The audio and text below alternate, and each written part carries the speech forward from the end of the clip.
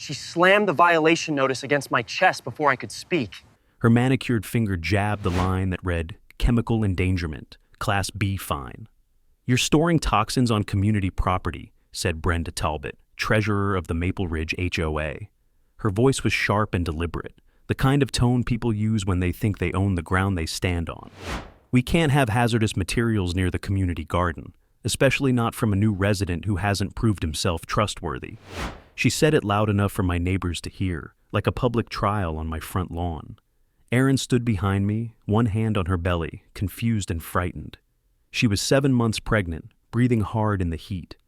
I stared at the bright orange slip, still warm from her printer. "That fertilizer is organic," I said quietly. "It's the same one your landscaper uses." She smirked, eyes glinting. "You'll have a week to remove it or face legal action. And if anything happens to that garden soil, the board will hold you personally responsible." That's when I said it, the thing that froze her smile. "Then you'll have to hold the State Department of Health responsible too," I said, "because I'm the one who signs off on their environmental toxicity reports." Her grin faltered for just a second, like a crack in polished marble. "Then you should know better," she hissed, and walked away before I could finish. If you've ever dealt with someone like that, someone who hides malice behind HOA letterhead, hit subscribe right now. You're going to want to see how this ends. My name's Daniel Cross. I'm a state environmental toxicologist.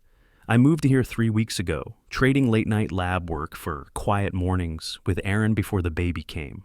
I didn't expect a fight when I unpacked boxes in a neighborhood that bragged about community harmony. But Brenda Talbot ran Maple Ridge Estates like her private kingdom, and I knew enough about contamination, paperwork, and human ego to recognize a dangerous mixture when I saw one. The fertilizer she accused me of storing was harmless, a basic nitrogen blend I use for our backyard patch. Erin wanted to plant herbs for when the baby arrived, something to remind her of her mother's kitchen. Her mom died last year, before she could see Erin's first pregnancy through. The herbs were her tribute: basil, mint, rosemary. Symbols of family she was trying to rebuild. That's what Brenda had targeted when she issued that fine. Not chemicals, not safety, just control. I remember Erin whispering, "Maybe we should just pay it." Her voice trembled. Her faith in peace was stronger than mine. But this wasn't about money. It was about precedent. Once you pay, you've admitted guilt. And guilt was Brenda's favorite weapon. Every rule she enforced made her stronger. Every submission, another notch of compliance. That evening, I watched from our porch as she crossed lawns with her clipboard, measuring fences, scolding. A retiree about mailbox paint, reminding a young mother about trash visibility. The same script every tyrant uses: order disguised as virtue. She waved at me once across the street, her smile perfectly legal. That was the first time I wondered what kind of person gets pleasure from punishing strangers. The night air was heavy with fertilizer and honeysuckle. Erin sat beside me, her hand on her belly again, eyes on the horizon. "It's supposed to be safe here," she whispered. I told her it still was, but I didn't believe it. Safety isn't the absence of danger, it's the presence of accountability. And in Maple Ridge, accountability began and ended with Brenda Talbot. I went inside, looked at the orange notice again, and noticed something odd. The form code in the corner, MRE 8B, was outdated by 2 years. The HOA had changed templates after new legal oversight. That meant Brenda had printed it from her personal archive, not the current board-approved system. That wasn't just procedural sloppiness, it was a sign of something off the record. That's when I realized this wasn't about lawn fertilizer at all. It was about something bigger. She wanted control over that soil behind our fence, the one that bordered the community garden. Maybe she saw us as a threat to her project, maybe she wanted leverage, or maybe she just needed someone to break before the next HOA meeting.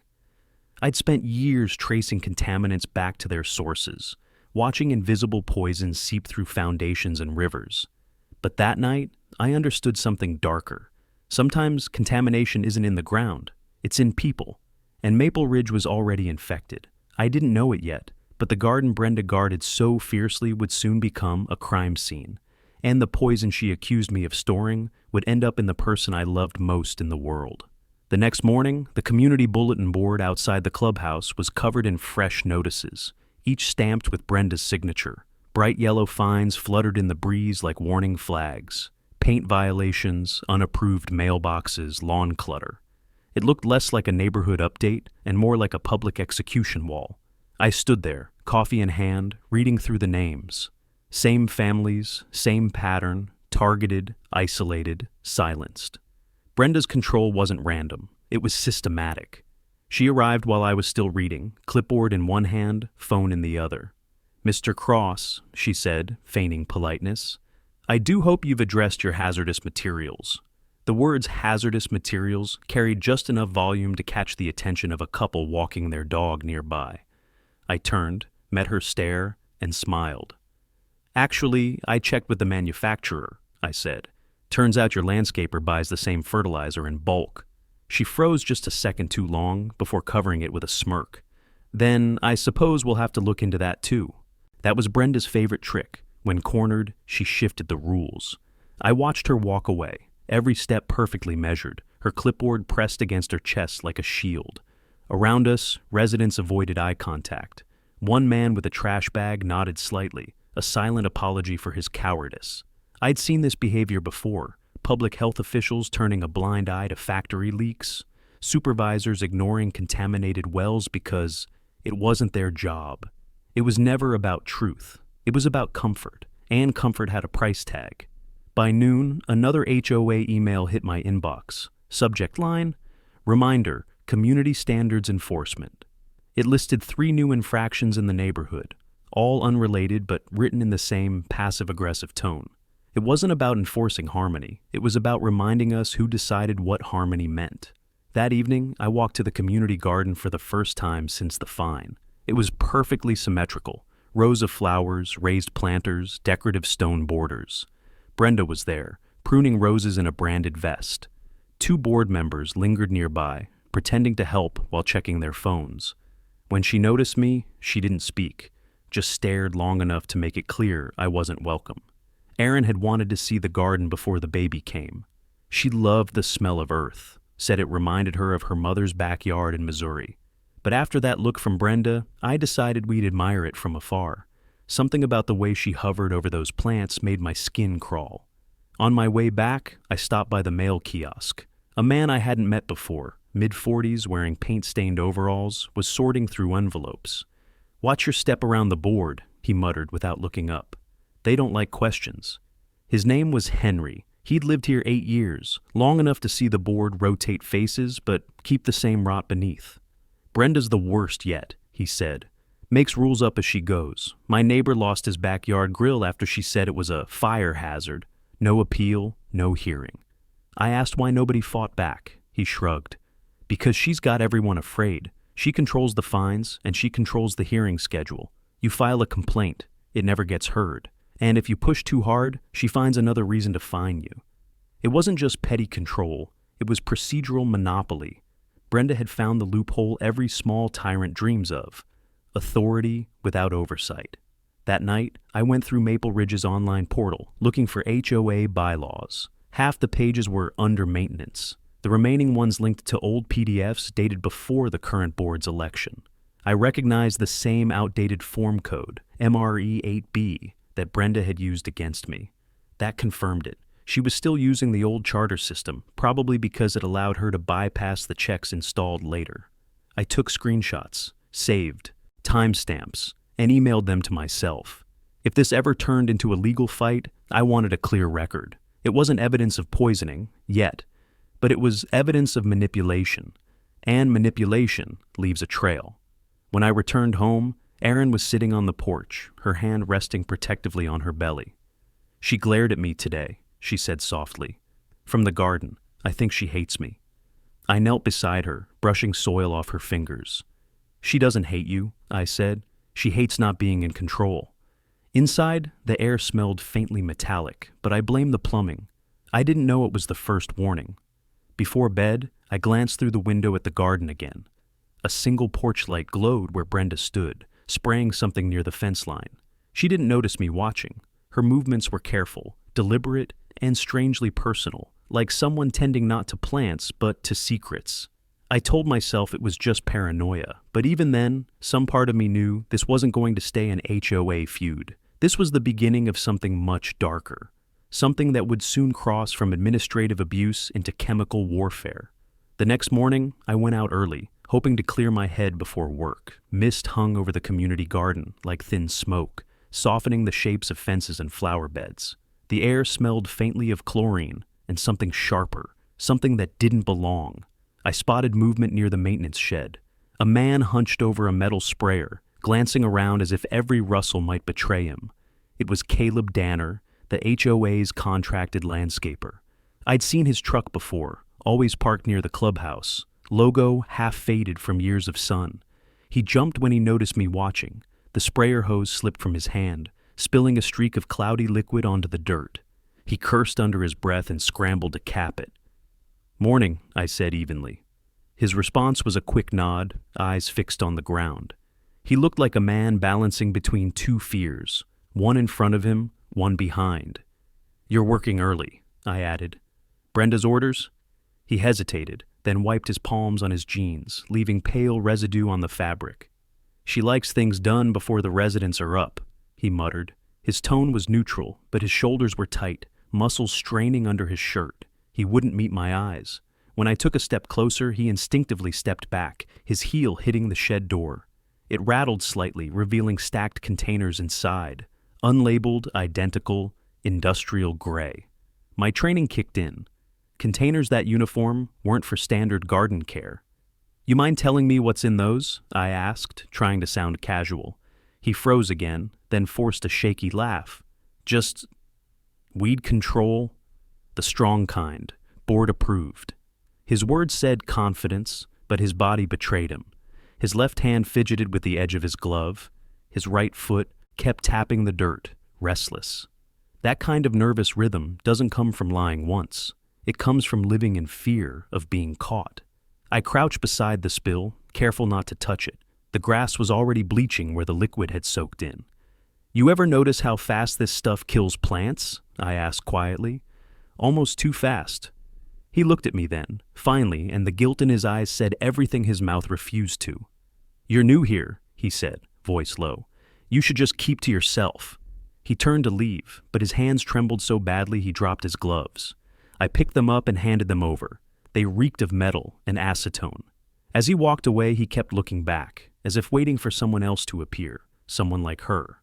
That afternoon, I called my supervisor at the Department of Health just to ask a hypothetical about unmarked pesticide use in residential areas. She told me state law required clear labeling and that any deviation had to be reported within 48 hours. If Brenda was ordering chemicals off the books, she was violating environmental safety code, a civil offense that could escalate to criminal if harm occurred. I hung up knowing I had my first breadcrumb. When I got home, Erin was sitting at the kitchen table, sorting prenatal vitamins. She smiled when she saw me, but her eyes were tired. "You smell like the garden," she said softly. "That's not a good thing anymore." I told her what I'd seen. The containers, Caleb's reaction, the way Brenda moved at night. Erin's hand went instinctively to her stomach. "Please be careful, Daniel," she whispered. "She's not just enforcing rules. She's enjoying this." That night, thunder rolled over Maple Ridge, washing the air clean for the first time in weeks. I watched from the porch as lightning flashed over the garden. For a moment, I saw Caleb again, moving through the rain with a tarp, covering the shed door. He slipped once, caught himself, and leaned against the fence, breathing hard. Even from that distance, I could see the conflict in him, the need to keep his job and the weight of what he'd been ordered to do. When a second flash illuminated the yard, I caught sight of Brenda standing under her umbrella, watching him work. She didn't move to help, didn't speak, just watched, the way a puppeteer studies her strings. Caleb's head dropped, his posture collapsed in defeat, shoulders slumped like a man realizing there's no right choice left. He nodded once to her, the kind of nod that said obedience had won, not loyalty. Then he vanished into the rain, leaving the tarp flapping behind him like a white flag. That image stayed with me long after the storm passed, the silent war between fear and conscience. And I knew then that Caleb Danner wasn't my enemy. He was proof that Brenda Talbot's reach extended into every corner of this place. And sooner or later, that reach was going to leave, evidence even she couldn't erase. The storm cleared by morning, but the air in Maple Ridge felt heavier, like the rain hadn't washed anything away, just pressed it deeper into the ground. Erin woke up pale, her skin damp with sweat. She tried to brush it off as morning sickness, but by noon she could barely stand. The faint metallic smell that had lingered in our kitchen since last week now made her gag. I told her to lie down while I checked the water filter, though I already knew something wasn't right. The faucet hissed when I turned it on, spitting a fine mist that tasted faintly bitter when I tested a drop on my tongue. I drove Erin to the urgent care clinic outside the neighborhood, trying to stay calm. Her head rested against the window, eyes half open, skin too warm. Every turn of the tires echoed like a countdown. The nurse took her in immediately, and within minutes the doctor returned with a tight expression. "She's severely dehydrated," he said. "We'll need to run blood tests to check for heavy metal exposure." My stomach dropped. He didn't know my job title, but those words might as well have been written in neon. I stepped into the hallway to call my department, leaving Erin under observation. My supervisor, Dr. Patel, answered on the second ring. "Daniel, what's going on?" I kept my voice steady. "I think someone in my neighborhood is using an unregistered pesticide near residential soil. My wife's showing symptoms of arsenic exposure." There was a long pause. "File an incident report. Don't collect samples yourself. Let the state handle it." I promised I would, but we both knew I wasn't the kind of man who waited for red tape to catch up with a threat. When I walked back into the room, Erin was asleep, IV line snaking from her arm. Her breathing steadied, but her color didn't. A nurse brought a clipboard for emergency contact info, and I noticed the field for environmental factors. I hesitated, then wrote, "Possible contamination. Community soil or water source." Back home, I grabbed my portable test kit, the one I kept for emergencies. The equipment wasn't enough for a full lab analysis, but it could give me basic readings. I filled 2 vials from the kitchen tap and another from the backyard spigot. The results blinked back within minutes, arsenic levels far above the EPA threshold. My hands shook, not from fear, but from the sharp clarity that comes when instinct becomes proof. Someone had deliberately poisoned the line. The HOA clubhouse lights were still on when I drove past that evening. Through the window, I saw Brenda meeting with 2 board members, gesturing toward a stack of papers on the table. She looked calm, even cheerful. I parked across the street and watched her pour coffee into mugs, her gold bracelet catching the light. That bracelet had always bothered me. Too polished, too smug.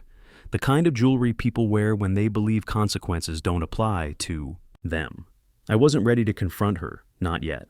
The evidence had to be airtight, unassailable, handled through official channels. That was the only way to bring in outside authority, the way she couldn't twist or bury. But the urgency was real now. Erin's blood test results would come back within days, and I needed to prove exposure wasn't from our home, but from the HOA's so-called maintenance zone. Later that night, I sat at the kitchen table, the same place Erin had folded baby clothes 2 days ago. The silence was unbearable. Every shadow felt hostile, every creak of the pipes a reminder that poison might still be moving through our system. I recorded notes, marked times, temperatures, faucet readings, everything. Precision was my armor. Brenda could weaponize power, but I could weaponize accuracy. Just before midnight, headlights swept across our lawn. A pickup idled near the garden fence, engine running low. I slipped out quietly, staying in the dark behind the mailbox. Caleb climbed out, shoulders hunched against the cold, and carried a plastic drum toward the shed. His movements were hesitant, jittery. He kept glancing at the houses, at the windows, at mine. When he saw me watching, he froze, eyes wide like a cornered animal. I didn't speak. I just pointed toward Erin's darkened window, then toward the drum. He looked down at it, shame written across every tremor in his hands. Without a word, he turned back to the truck, loaded the drum, and drove off. Gravel crackled beneath his tires, fading into silence. When I stepped inside, I knew there was no longer any doubt. This wasn't negligence or ignorance. It was intent. And intent meant prosecution. The outside agencies wouldn't ignore what I was about to show them. Brenda Talbot thought she'd buried her crime in soil, but by morning, I'd make sure the State Department of Health dug it back up. By dawn, the air in Maple Ridge felt wrong again, too still, too clean, like the calm before a detonation. Aaron was still at the clinic, sleeping under observation. I hadn't slept at all. Every faucet in the house had been shut off, every line sealed. The first light of morning cut across the countertops where my test kit still lay open, vials lined like evidence on trial. I packed them carefully, labeled each by location, and drove straight to the state health department. No more hypotheticals. This was official now. Dr. Patel met me in the lab, dark circles under her eyes. She glanced at the samples, then at me. "You said you live in Maple Ridge Estates?" I nodded. "Run it under Protocol C-17, she said to the technician.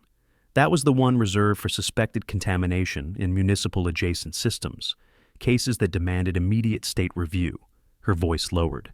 "Daniel, this has to go through channels. If we find arsenic, you stay out of it. We'll take over." I agreed, though she knew I wouldn't.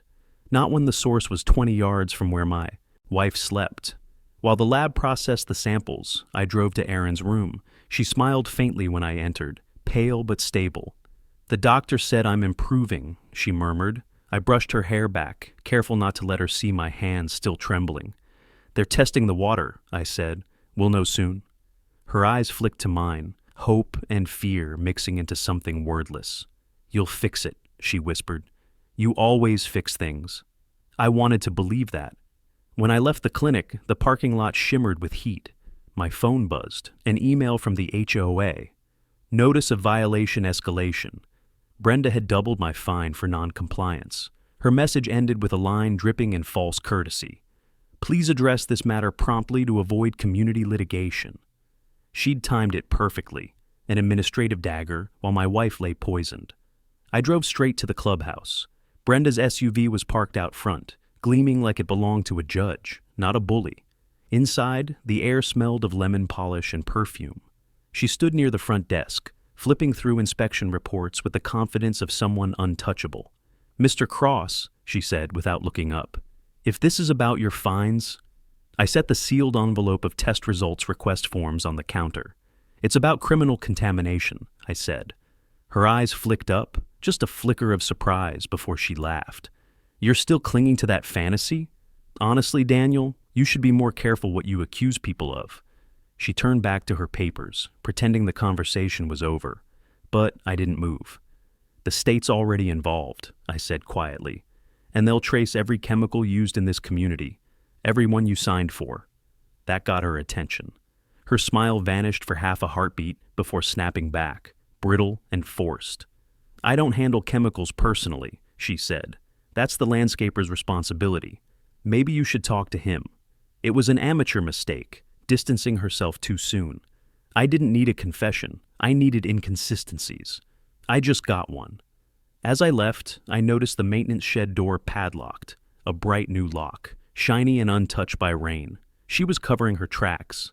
But she didn't know I'd already reported her activity to the Environmental Crimes Unit. They'd treat that shed like a crime scene once the results confirmed exposure. That evening, I sat outside the clinic with my laptop, watching the lab dashboard refresh every few minutes. When the numbers appeared, I felt the world tilt slightly. The water sample from our kitchen tap contained arsenic concentrations over 20 parts per billion, 50 times the safe limit. Soil samples from the backyard tested even higher. The lab would file mandatory alerts to both the EPA and state health officials within 24 hours. Brenda's power ended where federal jurisdiction began. I forwarded the preliminary report to Dr. Patel, then to Detective Sloan, the environmental crimes liaison I'd worked with before. His reply came minutes later. "Received. We're moving in tomorrow. Sit tight." For the first time in weeks, I exhaled. The plan was working. I wasn't just fighting Brenda anymore. I was pulling her entire empire into the light. That night, I visited Erin again. She was awake, stronger. The monitor beeped steadily beside her. "You look like you haven't blinked in hours," she said with a tired smile. I told her it was almost over, that the state was taking over. She nodded, then looked out the window toward the distant rows of houses. "Promise me it won't end with revenge," she whispered.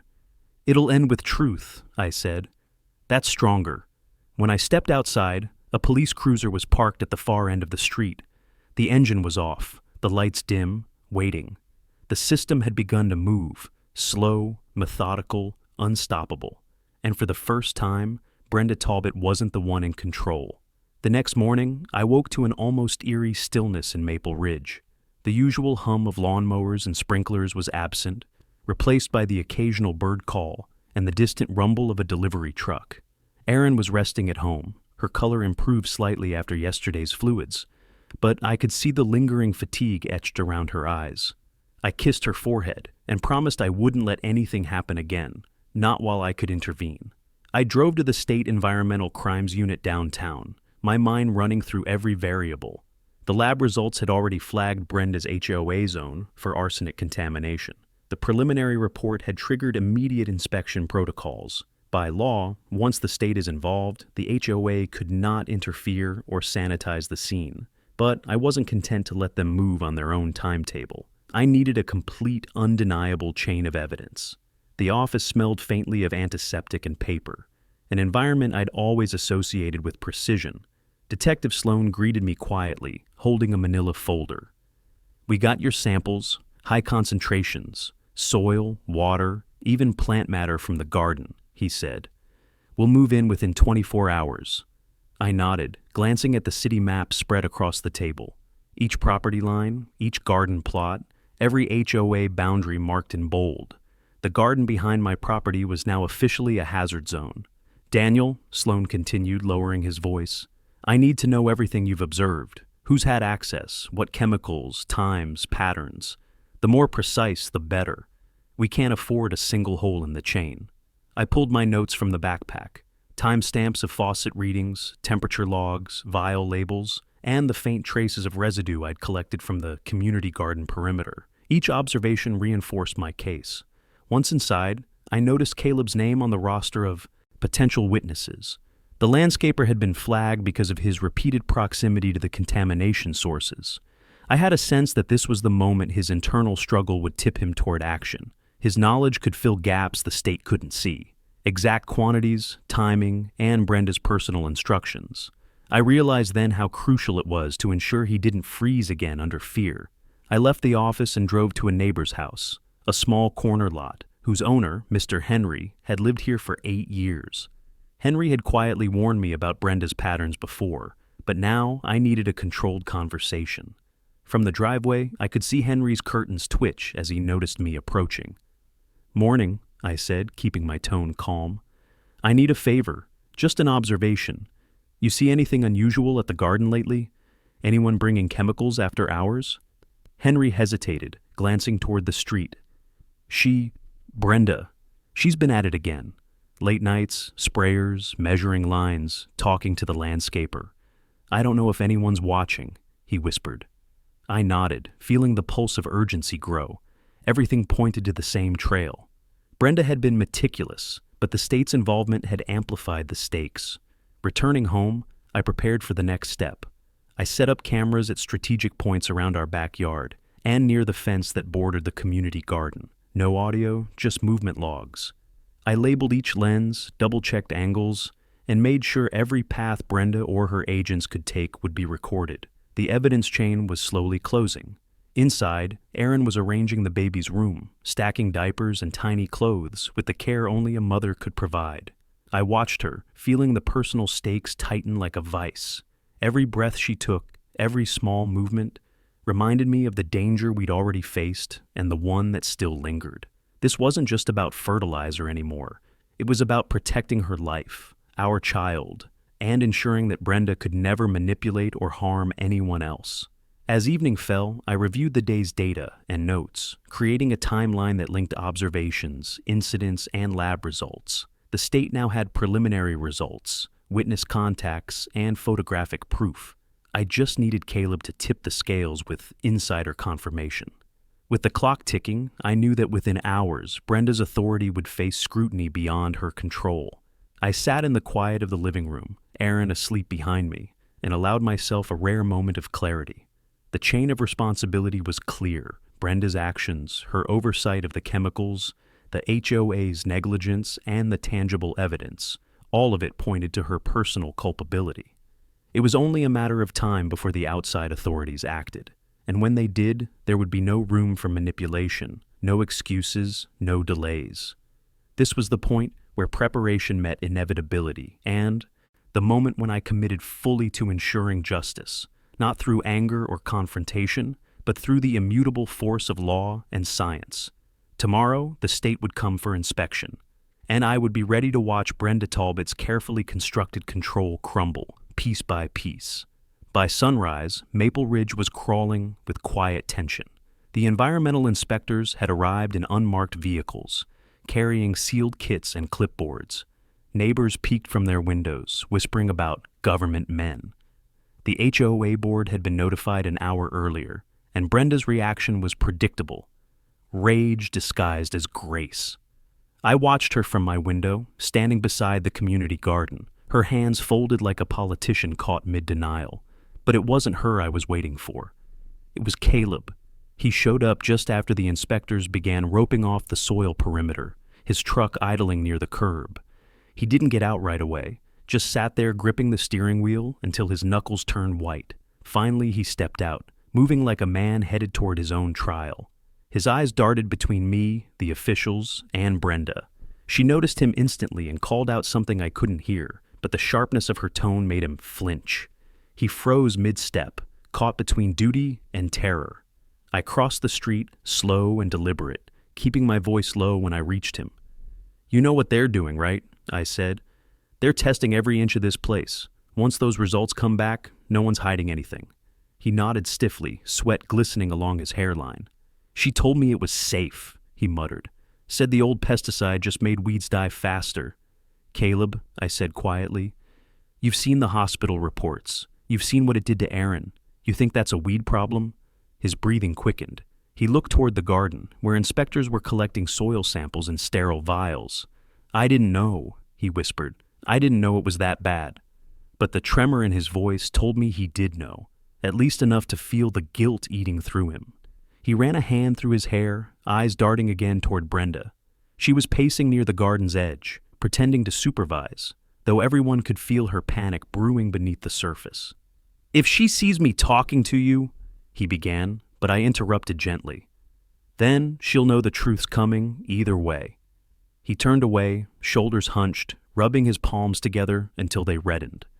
"I've got something," he said finally. "Something I shouldn't have kept." His voice cracked on the last word. He reached into his jacket and pulled out a crumpled folder, receipts, handwritten notes, and what looked like order confirmations. The top one bore the name of a banned chemical compound I recognized instantly. "She ordered these online through a fake maintenance account," Caleb said. "Made me sign for the deliveries under the HOA name. She said it was part of the beautification project." He swallowed hard. "I didn't think twice until your wife got sick. After that, I couldn't sleep." His fingers trembled as he handed the folder over. "I was scared. I've got 2 kids, man. I couldn't risk losing the contract. She threatened to report me for theft if I said a word." I took the folder carefully, my pulse steadying as I flipped through the documents. The timestamps lined up perfectly with the weeks Aaron's symptoms started. The trail was clean, verifiable, and impossible to dismiss. "You did the right thing," I said quietly. "You're not just saving yourself. You're saving every family here." Caleb shook his head, shame burning across his face. "I watched her mix it," he said. "She told me it was for the soil, but the smell, God, I knew it wasn't right. I kept my mouth shut because I thought if I didn't see it, it wasn't my fault." His voice broke. "But when I heard about your wife, I knew it was. She said you were trying to ruin her reputation, that you'd fake the tests. She wanted to teach you a lesson." The words hit like a hammer, confirmation of intent, not negligence, malice. Brenda had weaponized chemicals to preserve her pride. An inspector approached, asking for access to the shed. I gestured toward Caleb. "He's the contractor," I said. "He can unlock it." Caleb hesitated only a moment before nodding. Together, they cut the lock and pulled open the door. Inside were rows of unmarked drums, identical to the one I'd seen him haul weeks earlier. The acrid smell rolled out in a wave, sharp enough to sting the eyes. The inspector's expression hardened. "We'll need to seal this area immediately," he said. Caleb took a step back, eyes wide, as if the reality of what he'd helped hide was finally too much to bear. "I didn't want this," he whispered. "I swear, I didn't." His hands shook, and for a moment I thought he might collapse. I put a hand on his shoulder. "Then make it right," I said. "Give your full statement. Tell them everything." He nodded slowly, tears cutting through the grime on his face. "I will," he said. "No more lies." As the inspectors began photographing the barrels, I watched Brenda from across the street. Her calm facade was gone now. She was shouting into her phone, her gestures wild and desperate. Caleb followed my gaze, then looked down, almost ashamed to see her unravel. "She's not going to walk away from this, is she?" he asked. "No," I said quietly. "Not this time." And with that, Caleb Danner, the man who'd once been her silent accomplice, became the witness who would bury her reign for good. The inspectors sealed the garden by mid-afternoon, yellow tape fluttering across the fence like a border between two worlds. One that still believed in order, and one that had just discovered its poison. Brenda was forced to stand behind it, fuming while uniformed agents cataloged every drum, every shovel, every sample. I watched from a few houses down, documenting the scene on my own camera. The evidence was overwhelming now, and Caleb, still pale from his confession, sat in the back of an unmarked car giving his first official statement. His fear was still there, but something new had replaced it: relief. The kind that comes when you finally stop running from your conscience. I drove straight to the state lab headquarters that evening to coordinate with Dr. Patel and Detective Sloan. The hallway outside the lab was crowded with technicians preparing reports for the Environmental Crimes Division. Sloan motioned me into a small conference room. On the table were photographs of the drums from Brenda's shed, the labels partially burned away. "She tried to remove evidence," he said, tapping one photo. "Acetone marks. Someone tried to scrub the barcodes, but our lab pulled partial serial numbers, matches to a banned arsenic compound." Dr. Patel pushed a paper toward me. "It's confirmation. Soil contamination originated from the barrels in the HOA shed. The levels are so concentrated that runoff carried into your irrigation line. That's how Erin was exposed." Her tone was clinical, but her eyes softened. "You saved her by catching it when you did." The weight of it hit me harder than I expected. Erin's illness, the nights of nausea, the fear, it had all been deliberate. Brenda hadn't just endangered my wife, she had turned our home into a weapon. I clenched my jaw, forcing my voice steady. "What happens now?" Sloan straightened. "We're drafting warrants for her arrest and a seizure order for the HOA's records, but we'll need corroborating testimony for intent. Caleb's statement is good, but it's not enough to show deliberate harm. We need a motive, a trigger, something that explains why she targeted you." I thought of the zoning meeting last month, the one where I'd voted against rezoning the south boundary for her development plan. She'd lost a lucrative deal because of that decision. "She wanted control of that lot behind my property," I said. "She saw me as the obstacle." Patel nodded. "Then that's our motive, financial retaliation disguised as enforcement." They both exchanged a look that told me the gears were turning faster now. The outside authority intervention I'd pushed toward was finally in motion. The machine of justice was slow, but when it engaged, it was absolute. By the time I left the lab, night had fallen over the city. I drove to the hospital to see Erin. She was sitting upright for the first time in days, color returning to her cheeks. The faint smell of antiseptic lingered around her, but her smile was warm. "You look different," she said softly. "Lighter." "It's happening," I told her. "They have everything they need." I didn't mention Caleb's breakdown, or Brenda's desperate shouts at the inspectors. She didn't need those images in her head. I just held her hand and let her rest. On the way home, I stopped at the entrance to Maple Ridge. The security lights glared off the rain-slick asphalt, turning every puddle into a mirror. The clubhouse was dark now, its doors sealed by police tape. Brenda's SUV was gone. Only the faint smell of bleach lingered in the air, a futile attempt to clean what could no longer be hidden. At home, I sat at my desk and began building a timeline for the court submission. Every detail mattered now. HOA email timestamps, chemical purchase logs, Caleb's statements, environmental readings, Erin's medical report.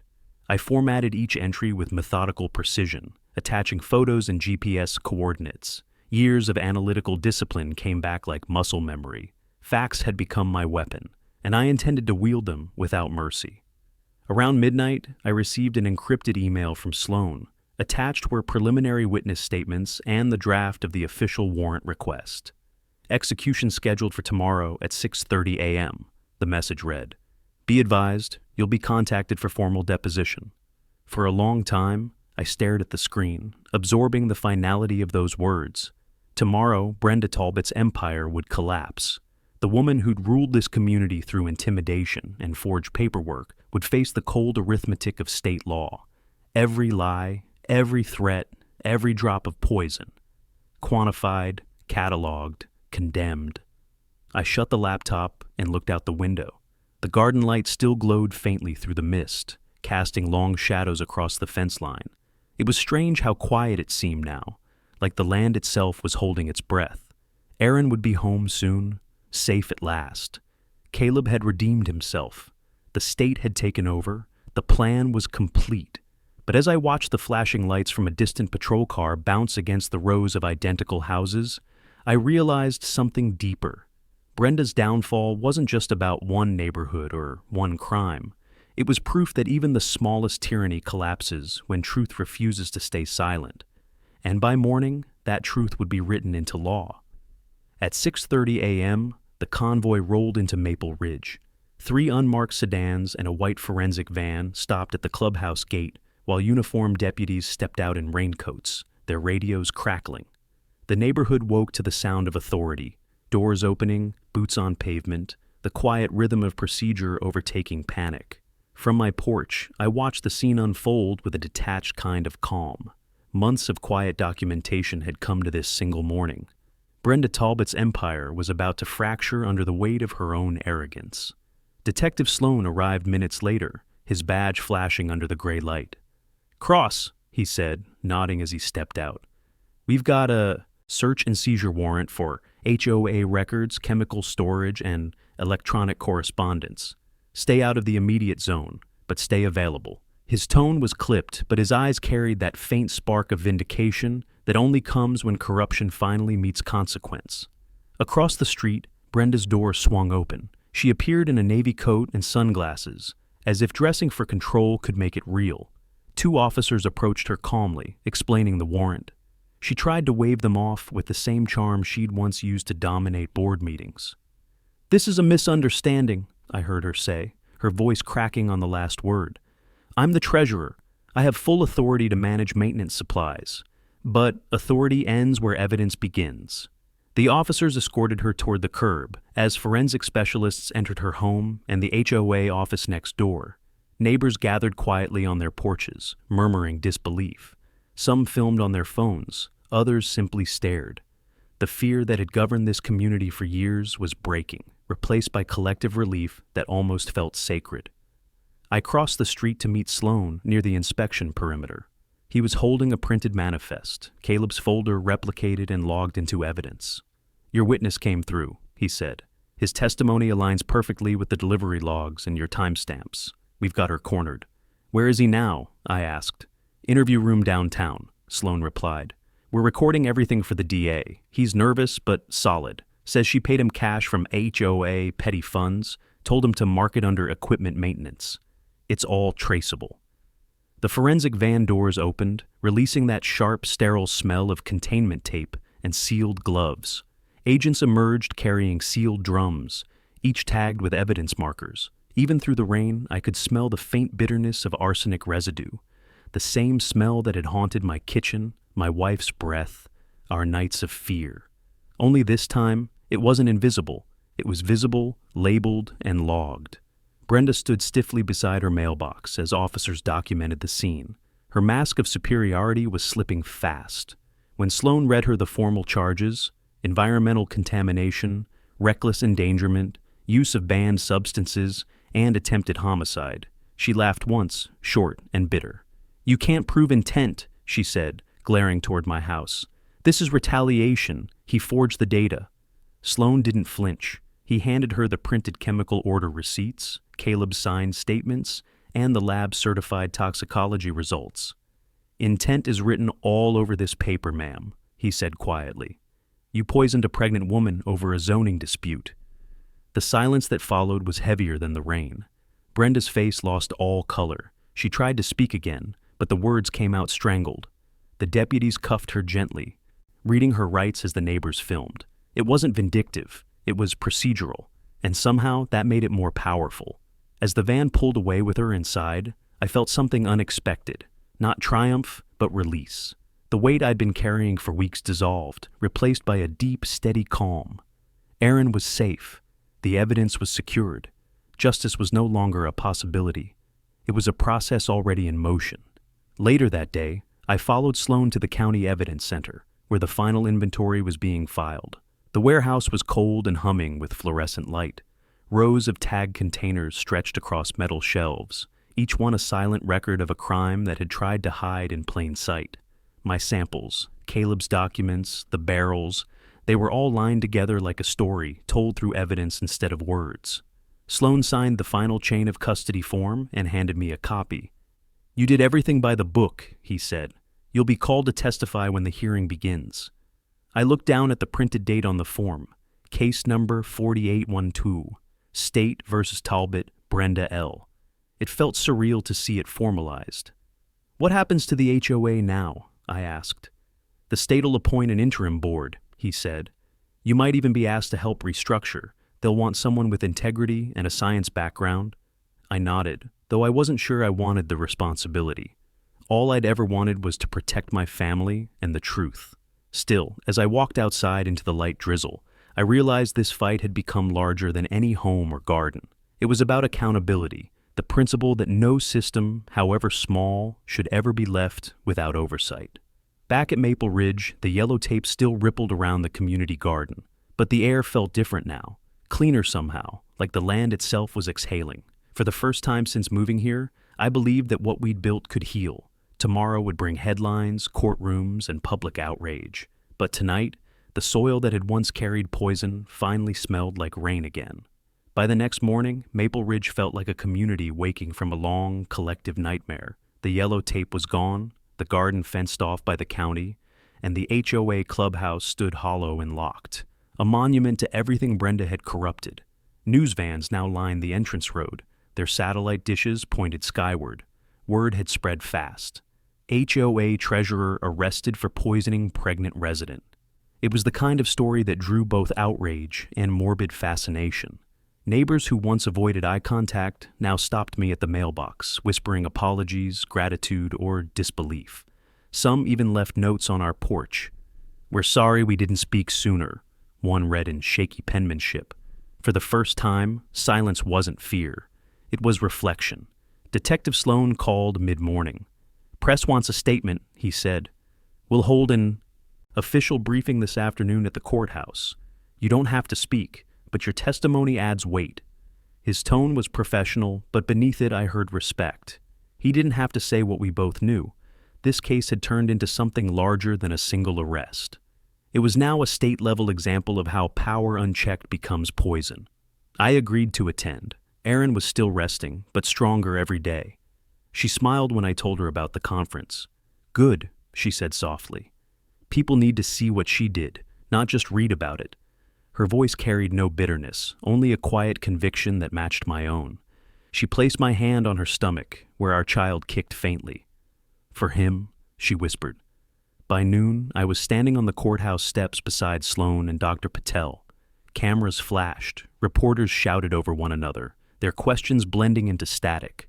Sloan handled the details, charges, evidence, procedure. Then he gestured to me. I stepped forward, the microphone cold against my throat. "My name is Daniel Cross," I said evenly.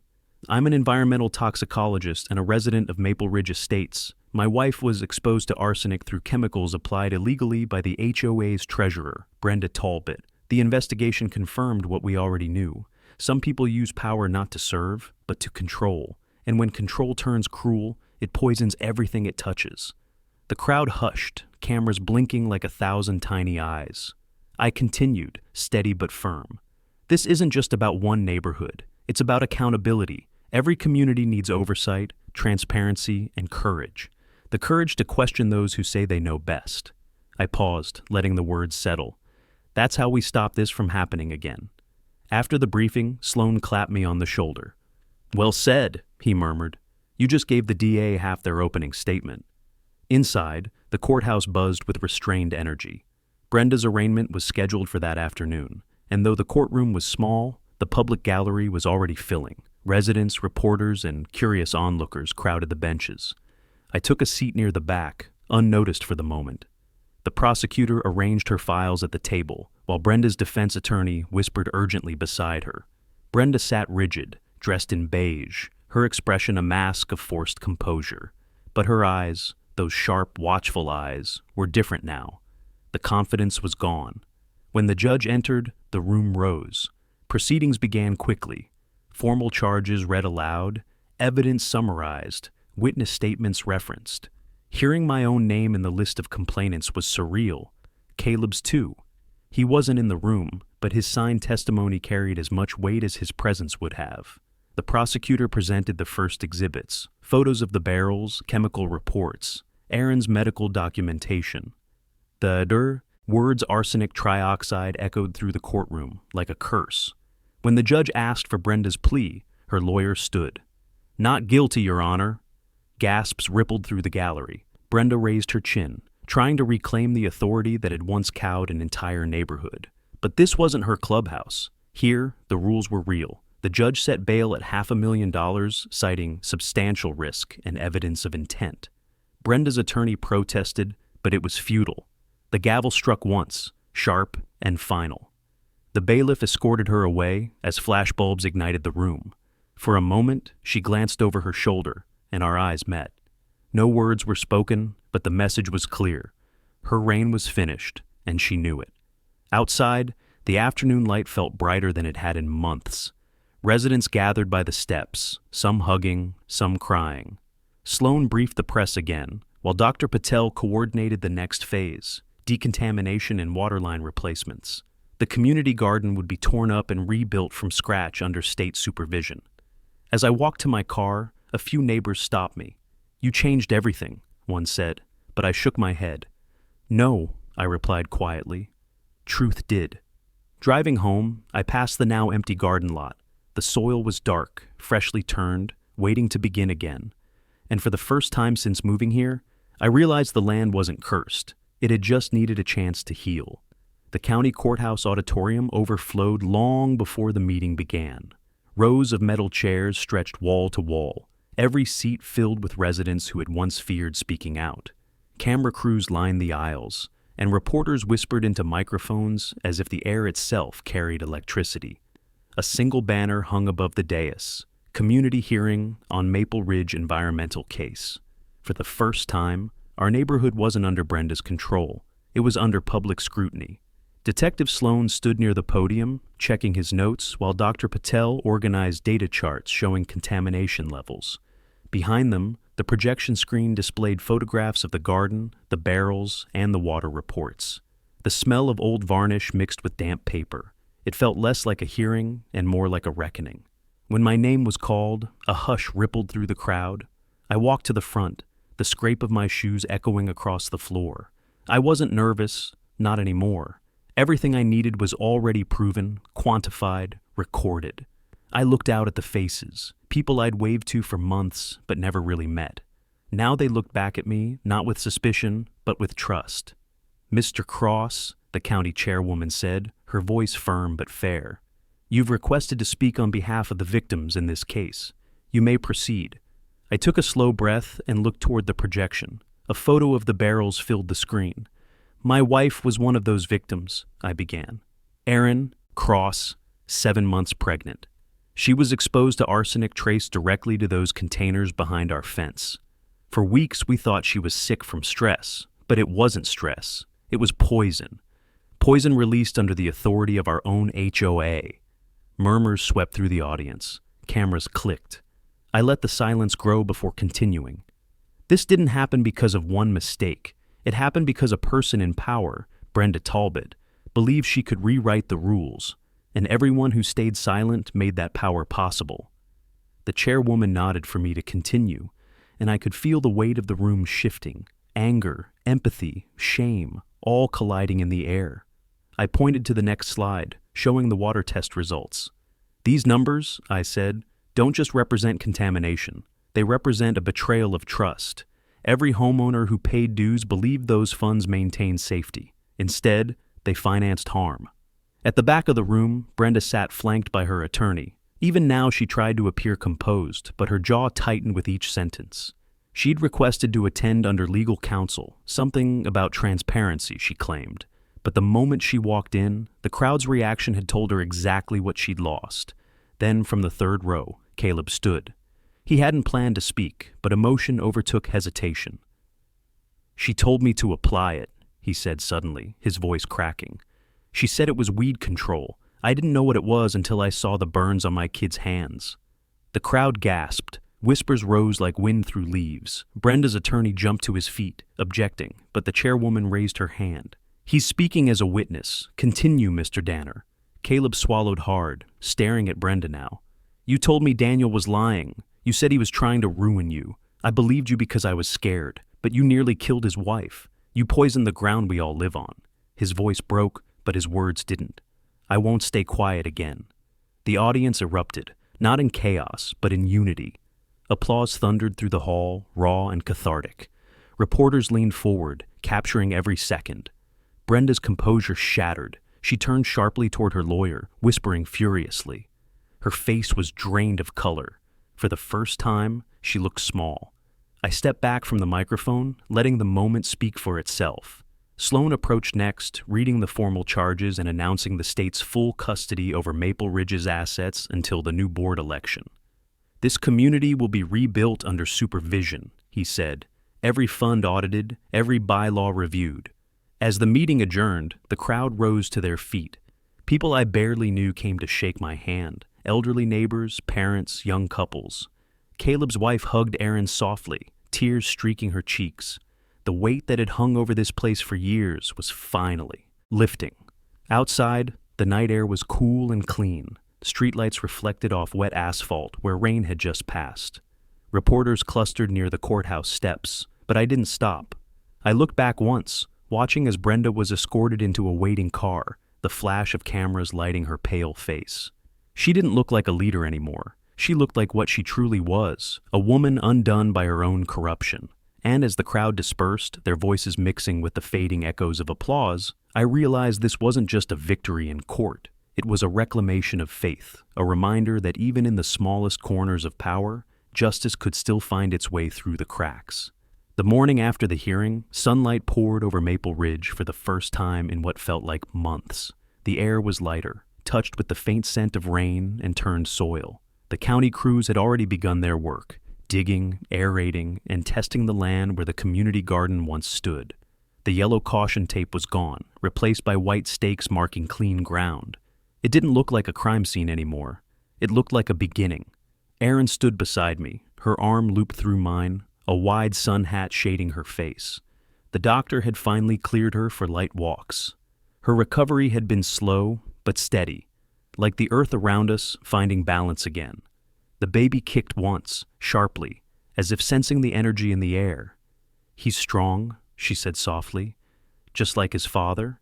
I smiled, though the truth was simpler. I wasn't strong, I was relentless, and sometimes that's all survival requires. A few neighbors joined us at the edge of the garden. The county had invited residents to participate in its restoration. Symbolic closure for what we'd all endured. Caleb was there too, sleeves rolled up, shovel in hand. The exhaustion on his face had been replaced by purpose. When he saw us, he gave a quiet nod, one that carried both apology and gratitude. Aaron nodded back. Words weren't needed anymore.